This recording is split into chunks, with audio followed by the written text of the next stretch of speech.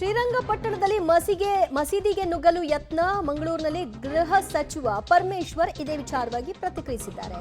ಶ್ರೀರಂಗಪಟ್ಟಣದಲ್ಲಿ ಅಂತಹ ಯಾವುದೇ ಘಟನೆ ನಡೆದಿಲ್ಲ, ನಾನು ಎಸ್ಪಿಯಿಂದ ಮಾಹಿತಿಯನ್ನ ಪಡ್ಕೊಂಡಿದ್ದೀನಿ ಅನ್ನೋದು ಗೃಹ ಸಚಿವರ ಹೇಳಿಕೆ. ಆದರೆ ಶ್ರೀರಂಗಪಟ್ಟಣದಲ್ಲಿ ಹನುಮ ಮಾಲಾಧಾರಿಗಳು ಆ ಮಸೀದಿ ನುಗ್ಗಲು ಪ್ರಯತ್ನ ಪಟ್ಟರು, ಆದರೆ ಪೊಲೀಸರು ತಡೆದ್ರು, ನಂತರ ಅಲ್ಲಿಂದ ನಿರ್ಗಮಿಸಿದ್ದಾರಷ್ಟೇ. ಅದೇ ನಾ ಹೇಳಿದ್ನಲ್ಲ, ಆ ವಿಷಯ ಬಿಟ್ಬಿಟ್ಟು ಬೇರೆ ಮಾತಾಡಿಯಪ್ಪ. ನೀವು ಅಲ್ಲಿಗೆ ಹೋಗ್ತಿರಲ್ರಿ, ಅದೊಂದು ಬಿಟ್ಬಿಟ್ಟು ಬೇರೆ ವಿಷಯ ಮಾತಾಡಿ. Thank you.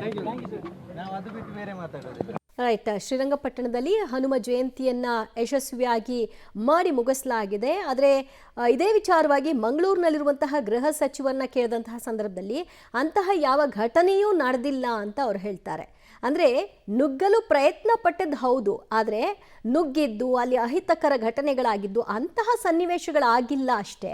ಇದು ಅವರಿಗೆ SP ಕೊಟ್ಟಿರ್ತಕ್ಕಂಥ ಬ್ರೀಫಿಂಗ್ ಅಂತ ಕೂಡ ಗೃಹ ಸಚಿವರು ಹೇಳ್ತಾ ಇದ್ದಾರೆ.